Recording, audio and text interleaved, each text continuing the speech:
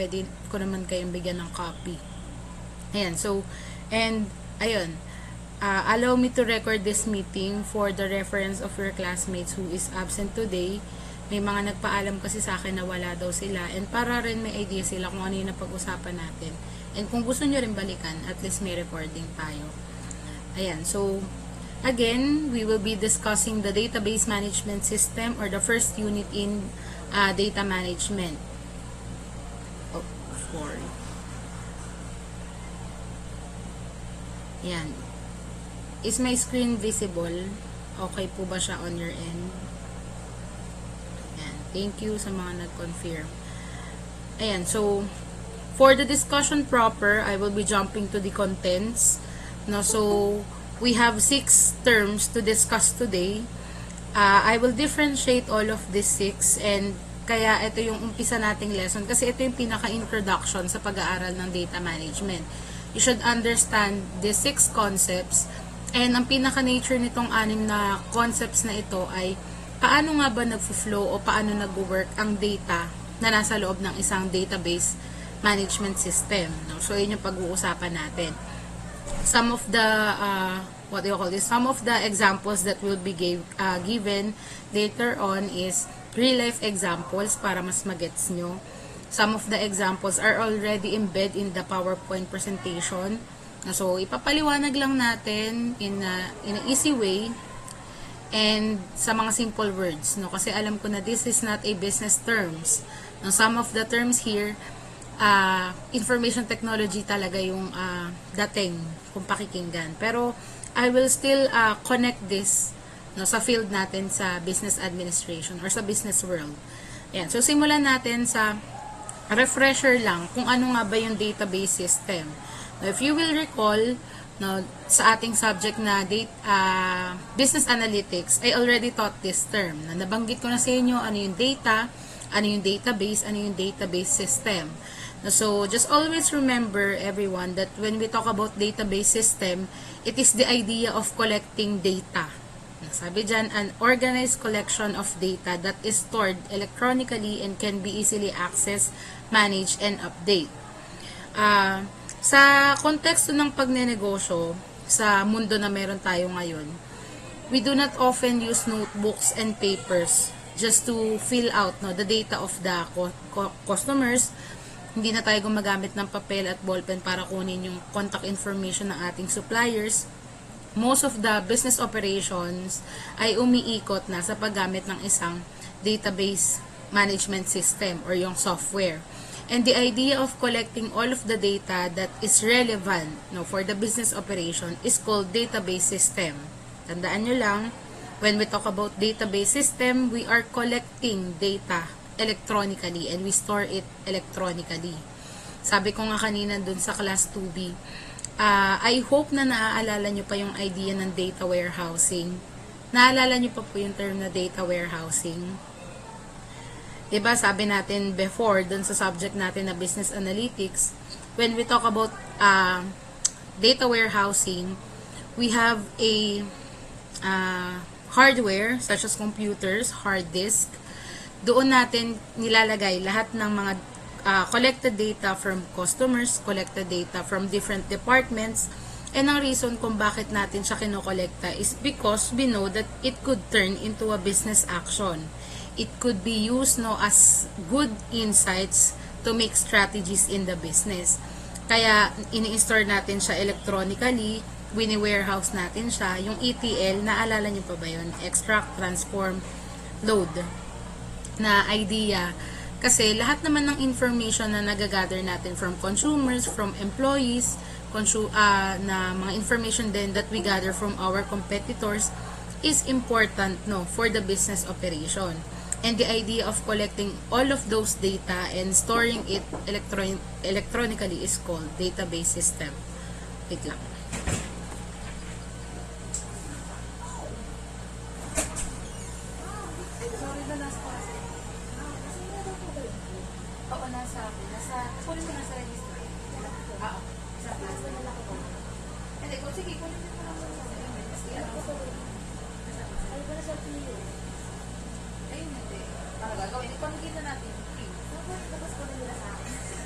Puntahan nila ako dito. Hindi, pwede kunin mo na lang yung mga magkukuha. Tapos i-announce mo na lang na pwede na kunin. Nandun sa baba sa register. Sabihin ko na lang. Anak, pero huwag mo na iyak-yak. Doon ko na lang sa secretary.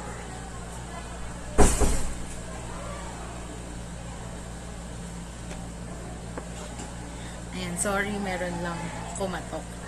Ayan, going back dun sa discussion, no, so database system is important because it matters in a lot of business operations, such as it fasten the access to information, it lessen the data duplication, it provides better accuracy of the data, and also it improve decision making. Ulitin ko lang mga anak, recall ko lang na pag sinabi nating database system, it is the idea of collecting data and storing it electronically. Yung idea ng pag-kolekta ng data at paglalagay sa isang lalagyan, no, na tinatawag po natin na data management system or database management system, DBMS. So, sabi naman dito sa term na DBMS, it is a software, no, that allows users to create, store, manage, and retrieve data from a database. Kung kanina sinabi natin sa database system na we are collecting all of the data, sa database management system, that is the warehouse na software, no, na pinaglalagyan natin ng lahat ng collected data natin from different parties. No, sabi dito as example, the HR uses a DBMS to manage employee records, payroll, and attendance security.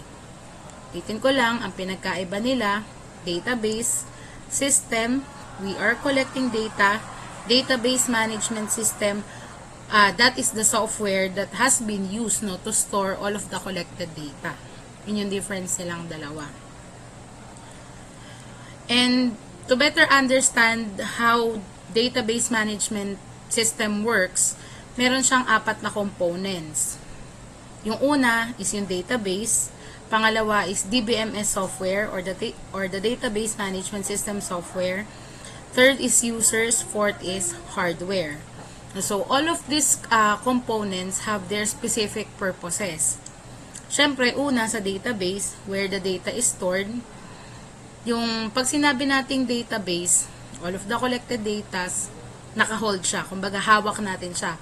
Kung ikukumpara natin sa isang laptop, kung meron tayong nais i-save sa flash drive, nakalagay siya sa isang folder. No, yun yung idea ng database.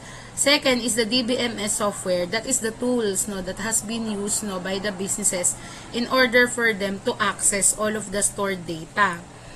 Kung bibigyan ko kayo ng isang real life example, ibibigay kong example sa inyo ay yung HAMS or yung portal natin. Now, we can consider that our portal or the HAMS is the database management system. Kasi yun naman talaga yung system ng school. When we talk about database, yun ay yung ICTO. Yun yung lugar kung saan na-access or na-i-store talaga yung mga data ng lahat. Ng students, ng teachers, ng admin. Yung database management system is the HAMS itself. That is the tool, that is the software that we are using, no, para ma-access natin yung ating mga needed information from the portal. Third is the users. Users, syempre tayo, ako bilang teacher, kayo bilang estudyante, ibang mga ahensya ng university such as registrar, such as accounting, infirmary, ano pa ba, finance, no, 'di ba may iba't ibang tab na nakalagay doon sa isang software or doon sa ating portal. So those users also have different responsibilities. Pwedeng tayo ay taga-input lang ng information pero hindi tayo nakakapag-decode. Pwede naman din tayong encoder and decoder. Nag-e-enroll kayo, nilalagay nyo yung pangalan nyo, na-extract nyo rin yung inyong COR. Pero hindi natin siya na-access as the way on how the Prosol access the portal. No? So lahat tayo ay parte, no, ng users. Either tayo ay gumagamit lamang or tayo ay nagmamanage. And fourth one is the hardware or the what do you call this, hindi pala application, appliances, no, that we use to access the specific software, such as computers or servers. Sa end naman natin, kung yung HAMS yung pag-uusapan, po pwede nating sabihin na ang hardware natin ay laptop, tablets, cellphones, etc. No, so, itong apat na components na to ng DBMS ay importante na nag-work lahat. Kasi once na merong mag-fail na isa, hindi na siya magiging accessible or hindi na magiging convenient yung existence ng DBMS or Database Management System. I will give you an example. All of those 4 components is part of the HAMS. May database ang HAMS, merong software ang HAMS, may user ang HAMS, at meron tayong hardware na ginagamit para ma-open yung HAMS account natin. Sa tingin nyo saan nagfe-fail? Yung portal natin? Sa database ba? Sa user ba? Sa software ba? O sa hardware? It can be measured in different ways, no? Tama si Marlon. Doon sa software, DBMS software, lahat naman tayo ay nakaka-access. Lahat naman tayo ay may pwedeng gamiting cellphone, may pwedeng gamiting laptop, pwedeng gamiting computer. Alam naman din natin na nakastore naman, no, lahat talaga ng information natin doon sa HAMS. But nagkakaroon siya ng discrepancy dahil yung software ay hindi tapos. Yung software ay hindi, kumbaga ongoing pa yung seeding. What do I mean in that sense? No? Kasi, up to this day, hindi ko sinisiraan yung HAMS, but alam nyo naman yung experience nyo sa HAMS. What you experience is also what, also, yun na-experience namin as teachers, no? It is hard, no, for us to face a new system because we are so used in using Prism. Naabutan nyo ba yung Prism, yung lumang portal? I hope na naabutan nyo kasi ngayon lang naman nagka-HAMS, no? Pero kasi second year lang kayo. Ayan, so yung tabs sobrang accessible. Yun yung Prism dati. No, napakadali niyang gamitin, napakadali mag-enroll, napakadali mag-add ng subject.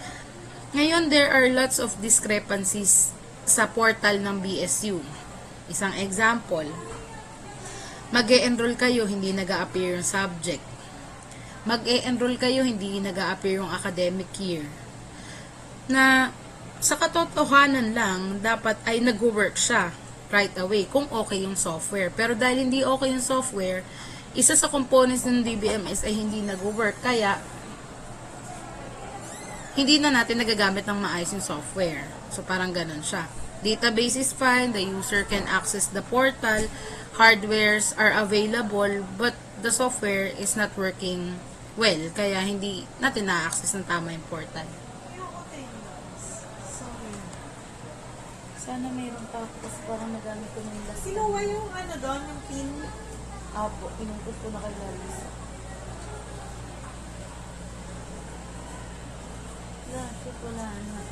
Pero hindi na sulatan dito. Oo, Or may sulat na. Sulat. Burahin ko na lang. Marami ba? Yung taas. Ako isa Xerox. Yung taas. Meron yata dito katas na. Walang umilag.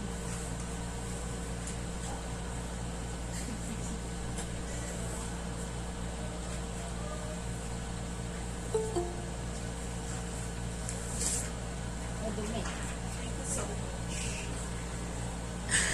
Xerox ko na. Hindi po.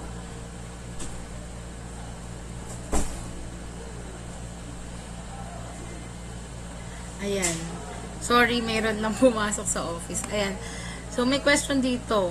No, I do not want to divulge the issue on that. Pero, ang reason kung bakit daw nag-switch from Prism to HAMS is they wanted to have a more modernized system that can be or that can somehow reach the system that has been used by University of the Philippines. sabi nila, yun ang reason. Para daw, alam mo yun, yung ka-level na daw ng state university yung ginagamit sa Manila, yung malalaking schools. But as user, parang I do not see the essence of changing the portal because naging effed up pa yung system. Mas pumangit pa yung kayang i-offer ng system. Ayan, so going back dun sa discussion, I hope that you all understand the differences of these 4 components. No? Basta tandaan nyo lang na sa components ng DBMS, kapag may isang hindi nag-work ng maayos, hindi nabibigyan ng justice kung paano nga ba naging effective and efficient yung existence ng DBMS. Kapag may isa sa kanilang 4 ang hindi nag-work, parang wala nang saysay yung database management system. Once again, when we talk about database system, the idea of collecting data, database management system is the software or tools that we use in order for us to store all of the collected data. Yun yung difference nilang dalawa. Next term is the term that we call MDM or Master Data Management. Sabi dito sa Master Data Management or MDM, it ensures that important business data is accurate, consistent, and updated across all departments. So, alam ko na naiintindihan nyo yung konsepto na ang isang software, marami siyang hinahawakang data. No? Iba't ibang klase ng data at lahat ng data na yun ay pwedeng kapaki-pakinabang sa iba't ibang departamento or pwede rin naman na kapaki-pakinabang siya as one sa end ng administration. No, so, ang purpose ni Master Data Management, bibigyan ko kayo ng importance, yan sabi sa baba, the Master Data Management is important because it avoids confusion, it improves reporting, it increases customer satisfaction. And the examples of Master of Data Management is customer information, product details, supplier data, employee records. Sa Master Data Management, it somehow works with the accuracy of the data that has been seeded doon sa software. Bibigyan ko kayo ng example. Kunwari, si Jewel ay merong business. Meron siya ang may-ari ng Sunny Studio. Para yan, si Jewel. And I am one of the avid consumers of Sunny Studio. I always make sure that every 6 months nakakapagpapalit ako ng salamin. Yung idea na gumagamit ng laptop, kung meron sa inyo na nakapagpagawa na ng prescription glasses, di ba? All of the sales or rather the staff of Sunny's yung Sunny's Sunny Studios ay gumagamit sila ng laptop. Tapos parang pwede pong mahingi yung pangalan nyo, ma'am. Pwede pong mahingi yung contact information nyo, ma'am. Yan. Tapos kapag tinype ko na yung pangalan ko, inilagay ko na rin dun yung contact details ko. Naka-embed na siya dun sa system ng Sunny Studio. So, ibig sabihin, when I got the chance to repurchase glasses to them, may information na ako na nakalagay. Nagigets nyo po? We encode something, we put something on the software or in the system, and the system somehow saves the information that I put, and the idea or who is responsible for that action is the Master Data Management. Sabi nga dito sa business example, sales department and accounting department should have the same customer name and billing address. Billing address to prevent errors like double entries or wrong records. Si Master of Data yung somehow nag-kokolekta ng mga information tapos hindi niya dinuduplicate. Kagaya nga nabanggit ko kanina, nag-embed ako ng information sa Sunny Studio. Tapos, pag nilagay ko na yung pangalan ko doon at yung contact details ko doon, okay na yon. Nakasave na yun sa software. Para sa susunod na pagkakataon na ako ay magpapagawa ulit ng salamin, meron na akong information na naka-embed sa kanila. Kaya sabi dyan, it improves reporting kasi malinaw na meron ako nilagay na information. It avoids confusion kasi stated na doon sa software nila or sa system nila na ako ay nagpagawa ng salamin. And tatalunan ko na yung next concept para mas maintindihan nyo, yung tinatawag na normalization. Sabi dito, normalization is the process of organizing data to reduce repetition and improve accuracy. Instead of repeating the same data many times, normalization stores it once and links it properly. Oh, example ulit, babalikan ko lang yung sa Sony Studio. I've been an avid consumer for almost 3 years. No, hindi ako nagpapalit ng store kung saan ako nagpapagawa. Puro lang ako sa Sunny's mula 2023. So, yung purchasing history ko, medyo madami na. Kasi every 6 months ako nagpapapalit. So, 6 times. Almost 6 times na ako nagpapagawa ng salamin. And sa idea ng master data management, pwede nating sabihin na nung 2023 ng January, nagpagawa si Ma'am siya ng salamin. Nung June ng 2023, nagpagawa si Ma'am siya ng salamin ulit. So, nakalagay sa data nila na 2 beses akong nagpagawa. Tumalon ulit yung susunod na taon. January 2024, nagpagawa ulit si Ma'am siya ng salamin. June 2024, nagpagawa. Then, January 2025 and June 2025. So, 6 na beses na ako nagpapagawa ng salamin sa Sunny's. Sa Master Data Management, it will reflect that I buy prescription glasses to Sony Studio 6 times. Ipapakita doon ano yung in-order kong prescription glasses, ano yung grado ko mula 2023 hanggang 2025 na nagpagawa ako. Pero individually mo siya makikita. Because it avoids confusion, it improves reporting. Pero kapag pumasok na yung idea ng normalization, it will summarize all of my purchasing history. Na kapag sinerch nila ang aking pangalan sa software ng Sony Studio, as one na lang nilang makikita doon sa kanilang tablet na, okay, 6 na beses na pala ito nagpapagawa. Na yung grado niya pala from the beginning is 200, yung pang-6 na beses ang grado niya na is 500.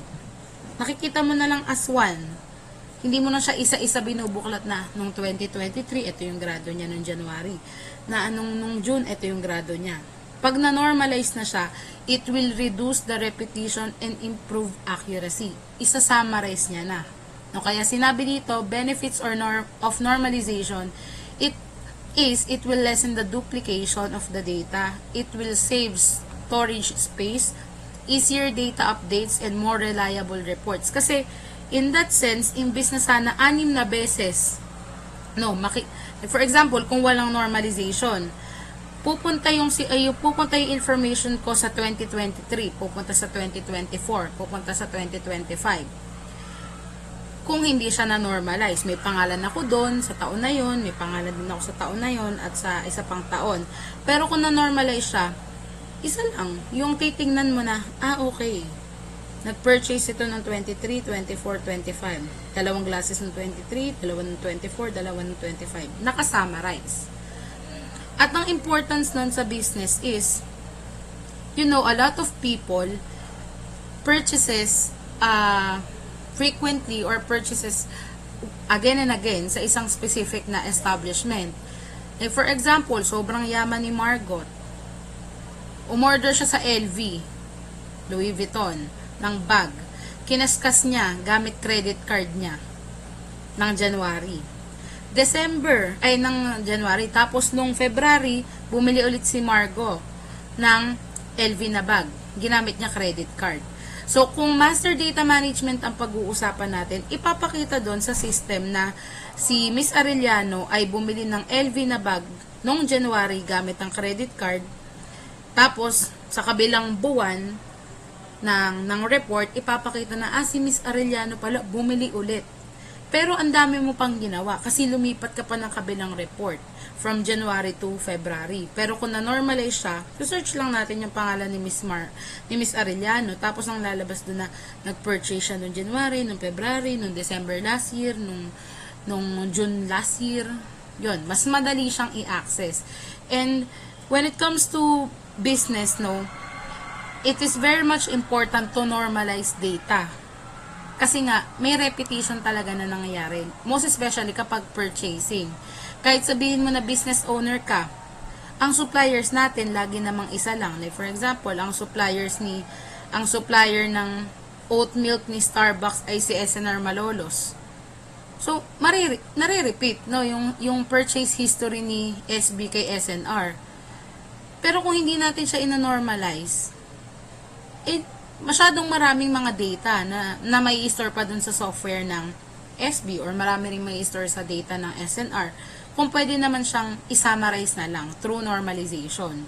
Kasi nga sabi dyan, isang benefit na it saves storage space. Say all of the information that we encode in a software, it's space. Ganun din naman sa cellphone. Yung mga naka-iPhone dyan, it's very easy for us to see kung ano yung naka-duplicate na picture. Tama po ba ako? Alam ko naman na may mga naka-iPhone sa inyo. It's very easy for us to see the duplicates of our pictures. Kasi sinasala na yan ng iOS. Na, itong picture na to, sinave mo to ng 4 na beses. Madali nating i-delete yung iba. Ayun, yung ino-offer no, ng operating system or iOS. And once again, sa database management system, sa isang software, mas mainam na nanonormalize yung mga content na data. Kasi nagre-reduce nga siya ng repetition and in-improve niya yung accuracy. So, yun po yung difference nung master data management sa normalization. Kapag sinabi nating master data management, yan, lahat no ng transactions na ginawa dun sa software ay nakalagay. Kapag sinabi nating normalization, lahat ng transaction ng isang specific na tao ay sinasummarize para maiwasan yung paulit-ulit or to reduce repetition and improve accuracy. Yan. Next term is entity relationship diagram or also called ERD and relational modeling. Sabi dito, an entity relationship diagram, ERD, is a visual tool that show how data is related in a database. There are 3 components of ERD, which is the entity, attribute, and relationship. Entity is the real-world objects such as customer, product, and employee. Attribute is the information about the entity such as name, price, and ID. And relationship is the connection between entities. Ayan, so why ERD is important? Because it helps in planning databases, makes data relationship easy to understand, and prevents error during databases design. Now, so I will give you a real-life example of ERD and relational modeling. Now, so, sino po sa inyo yung familiar sa kiosk ng McDo? Can you react some heart? Diba? Pag nagpunta kayo sa McDo Cruise, di ba may makita kayong kiosk? Or majority of the fast food restaurants have kiosk, no? Para doon na umu-order yung mga tao. Tama po na familiar naman ang lahat. No, I hope na lahat naman kayo ay familiar na doon. The idea of having kiosk or self-service kiosk in fast food restaurant is a business strategy. Yun po ay paraan, no? Isang estratehiya na ginagawa ng negosyo para maging efficient yung kanilang mga empleyado. So, paano natin maire-relate yung entity relationship diagram doon? Sabi nga po dun sa definition ng ERD, ay a visual tool that shows how data is related in a database. For example, si Miss Bagay ay nasa McDo Cruise. Siya ay nakaharap sa kiosk. Pag umarap po kayo sa isang kiosk, marami yung tab. Makikita nyo yung tab ng burger, makikita nyo yung tab ng french fries, makikita nyo yung tab ng Happy Meal, and so on. Tama po, no? Marami siyang nakalagay na tab sa gilid. Tapos, si Miss Justin ay nag-crave sa burger. No, so, gusto ni Justin ng isang cheeseburger. Pinindot ni Justin yung cheeseburger. Tapos, biglang nung pinindot niya yung cheeseburger, mayroon lumabas sa ilalim, plus add-ons. Gusto mo daw ba ng french fries? Gusto mo daw ba ng ice cream? Gusto mo daw ba ng another burger? Gigets niyo yung pinapa-visualize ko sa inyo. Na, ang gusto lang naman ni Justin ay burger. Pero bakit may nag-appear na add-ons? Isa-isahin natin. Yung entity, ang customer si Justin.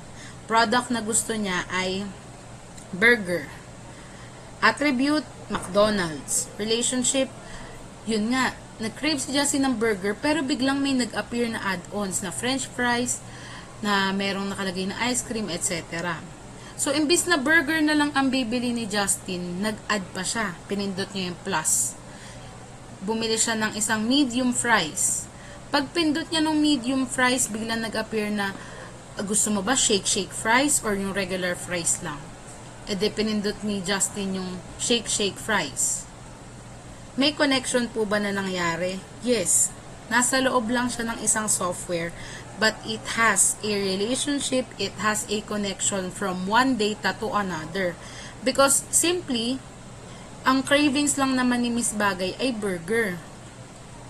Pero may ikinonekta si isang database sa kabila pang database. Kaya nag-appear yung add-ons. And in that sense, nagkaroon ng add-ons, nagkaroon ng idea si consumer, in-order pa yung fries. Tapos, imbis na sana regular fries lang, ginawa pang shake fries. So, there are lots of chains na nag-connect sa loob ng isang software. Kasi kung titingnan natin from the beginning, sa kiosk, nakalagay naman talaga yung tab ng french fries. Nakalagay naman talaga yung tab ng burger. 'Di ba? Magkahiwalay naman talaga sila. Pero dun sa isang system, dahil nga, merong idea ng entity relationship diagram, merong isang nagtatrabaho sa loob ng isang software na nagko-connect ng isang data sa isa pang data. Crave ka ng burger, sige, re-recommend ko sa'yo french fries.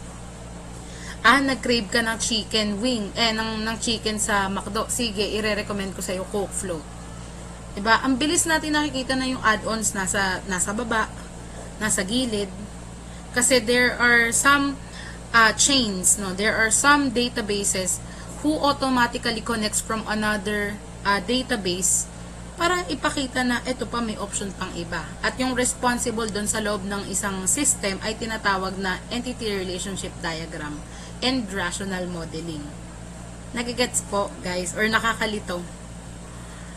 Iba-iba kasi yung purpose niya eh. Kung kanina doon sa master data management, ipapakita ko lang sige sa software na 10 beses akong bumili.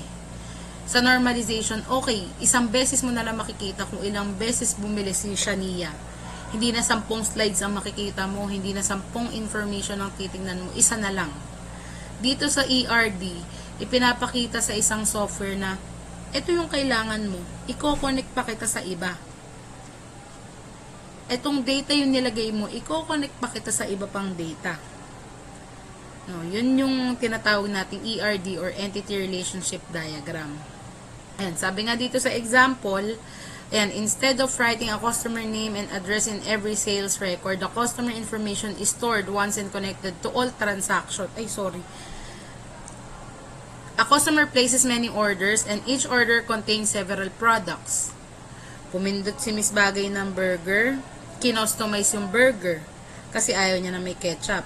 Isang order lang yun, pero 2 data na yun na ilagay niya. Tapos, nag-add-on siya ng french fries. Yung french fries, medium fries, in-upgrade niya into shake fries. Diba? Isa lang naman si Miss Justin. Pero yung order niya, 2 lang yung order niya, pero maraming nagalaw sa system.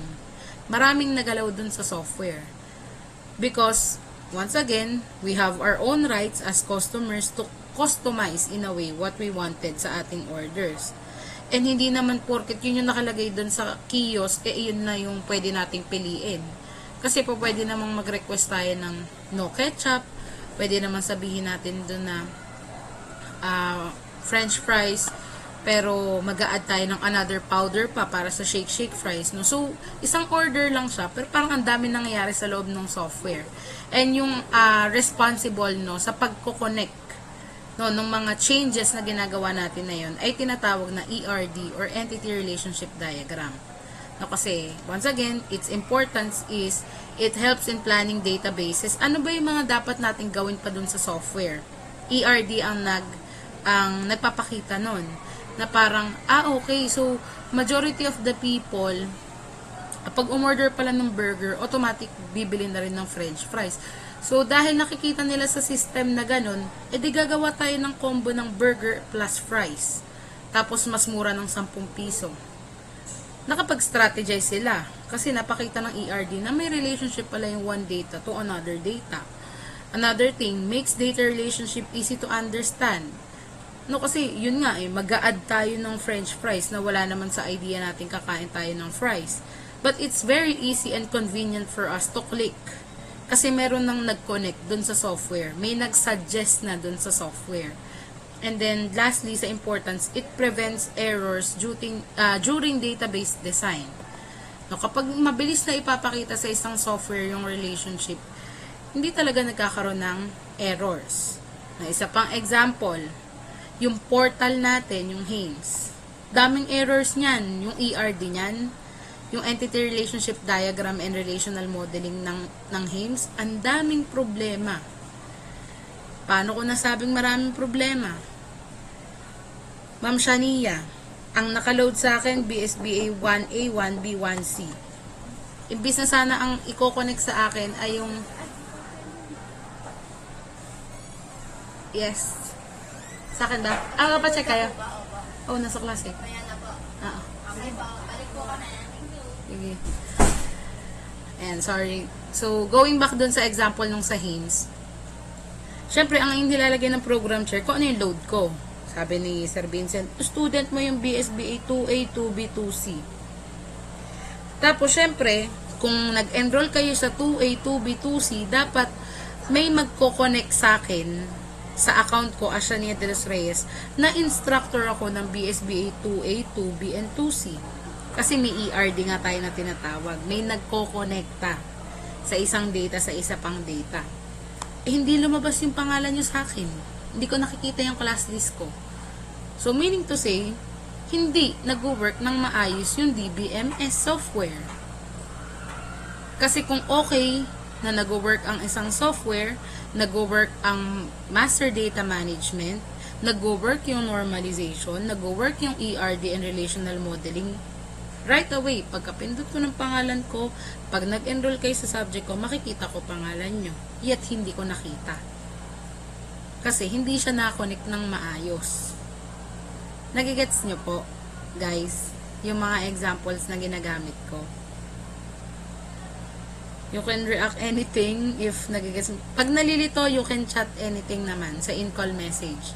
Chat nyo lang. Yan, iba-iba yung purpose no ng mga concepts or terms na dinidiscuss ko sa inyo ngayon. But somehow, it is very important to understand that those things no na pinag-uusapan natin, ganun pala nag-work ang isang software. Ganun pala nag-work ang isang database management system.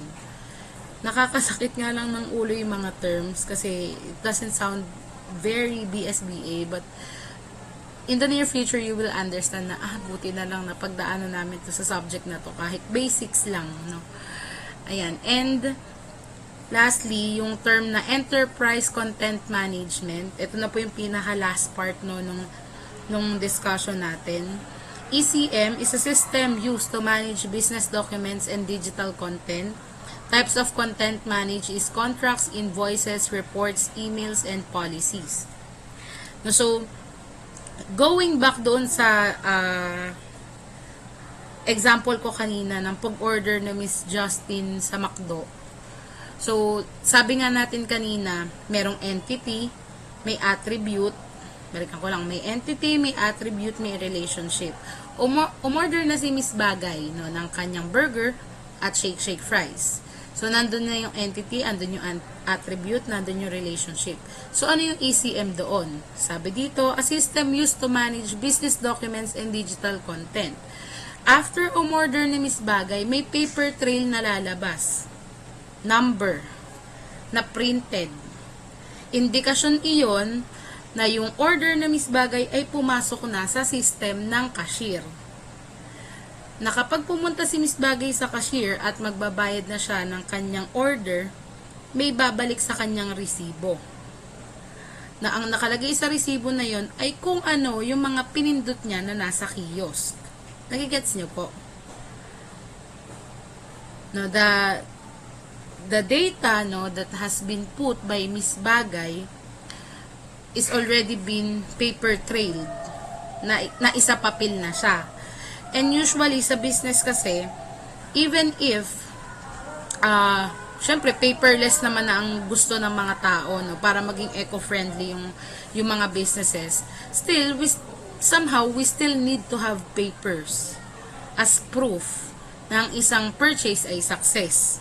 Kagaya or else pwedeng nga yung kontrata na nakatanggap ka ng email, we already been parang accepted you, yada yada yada, nag-apply ka, tapos may nakarating na email na, oh my god, natanggap na ako. Well, yes, natanggap ka, naka-embed na sa system yung pangalan mo, pero ang katunayan na natanggap ka ay pag naka-receive ka ng kontrata na okay, si Miss Bagay ay bumili sa McDonald's, umorder ng fries and burger, tapos may resibo siya natanggap. Katunayan na nabili na ni Miss Bagay yung gusto niya, may invoice. Sa enterprise content management, kung ano man yung mga galaw na nangyari sa isang software, most especially kapag purchasing, ay isinasa papel siya. Isa pang example, nagpa-food panda kayo. Si Jay ay umorder ng isang bucket ng Chicken Joy sa Jollibee gamit ang food panda. Mag-a-appear naman sa food panda kung magkano yung babayaran mo. Tama po ba? Nakalagay din sa food panda kung ano yung in-order mo, which is 1 bucket of Chicken Joy. Tapos, pagdating ni food panda rider, may resibo kang natanggap. But still, kung ano yung nakalagay dun sa phone mo na presyo nung binayaran mo, ay ganun din naman yung nakalagay sa resibo. In that case, yes, merong invoice na natanggap si consumer, pero meron pa ring data si business kung ano yung in-order ni consumer kasi nakasave na siya sa system or nakasave na siya sa software. Kaya sabi dyan, a system used to manage business documents and digital content. In-order mo sa Food Panda, bilang consumer, na-receive mo yung resibo, pero yung business owner nakita nila at nakikita pa rin nila kung ano yung in-order mo kahit nasa yun na yung resibo. Kasi nakalagay lang siya, nakasave na siya sa software. At yung responsible doon sa idea na gumawa ng business documents and digital content sa isang software ay tinatawag na enterprise content management. I hope na nagigets po yun yung last term. So, I will just summarize the 6 terms na pinag-usapan natin ngayon. Ayan, so umpisahan natin sa database. Ang pag sinabi natin database system, system where we collect all of the data and store it electronically. Kinokolekta po natin yung data. Pag database management system or DBMS, yun yung software na pinaglalagyan natin ng lahat ng nakolekta nating data. Yung 4 main components, database, DBMS software, users, and hardware, lahat po yan ay may iba't ibang purpose at dapat ay nag-work as one. Yung master data management, siya yung nag-ensure na consistent, na accurate, at updated ang information na inilalagay sa isang software. Pagdating sa normalization, lahat po ng nilagay natin ng mga information sa software ay sinasummarize para maiwasan po yung repetition at ma-improve yung accuracy of data. Pagdating sa ERD or Entity Relationship Diagram and Relational Modeling, dito pinapakita kung paano nag-work ang isang system na maging related sa isa pang system or paano nag-work na i-connect ang isang data sa isa pang data. And lastly, yung enterprise content management, ito naman po yung part ng isang database management system na kung saan siya yung responsible na maisapapel kung ano yung nakalagay sa software. Pero dapat kapag na-print na siya, hindi siya mawawala doon sa system. Yun po yung summary, in a way, ng discussion natin. Ayan. In conclusion no, of our discussion, sabi dito, database system are essential tools in modern business. And personally, I agree. It's very effective, it's very efficient no, for businesses to have their own database system. They help the organization store, manage, and protect information efficiently. Understanding databases, database management system, master data management, normalization, ERD, and ECM prepares business administration students for real-world business operation and data-driven decision-making. Maybe at this point in time, you do not see the essence no, of taking this program or for taking this subject. But I assure you, in the near future, kapag pumasok kayo sa industry, mas maiintindihan nyo kasi mas magagamit nyo sa totoong buhay yung pinag-aaralan natin ngayon. Na dapat palang maintindihan natin na ang data pala ang gulo, ang data pala ang lawak, ang database pala at software pala ay hindi madaling unawain. Pero sa finance, gamit na gamit yung software, gamit na gamit ang database management system. Kasi hindi na uso sa atin ang mag-compute gamit ng ang calcu. Hindi na uso sa atin na kapag may umorder na 10 tao sa labas, ay isusulat lang sa papel.